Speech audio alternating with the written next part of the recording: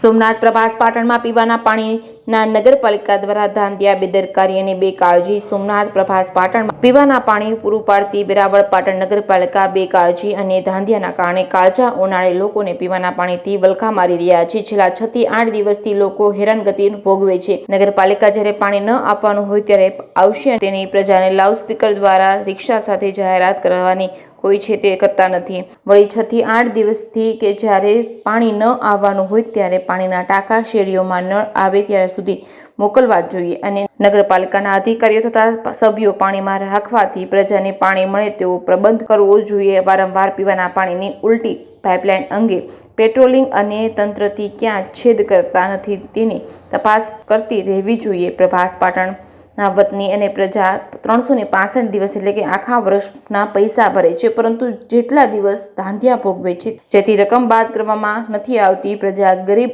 અભણ અને મજૂરી કરે છે ત્યારે સવારના 8 વાગ્યાથી નીકળી અને સાંજના 6 થી 7 વાગે ઘરે આવે છે, એટલે ક્યાં અરજી કરવી કોઈ સાંભળે તેવી રજૂઆત કરી શકતી નથી. નગરપાલિકા અને અન્ય ચૂંટણીમાં પ્રજાને મત આપવા છતાં નગરપાલિકા પીવાનું પાણી પહોંચાડતી નથી. જે કે શ્રી ગુજરાતી સાથે મહેશ વાજા, સોમનાથ.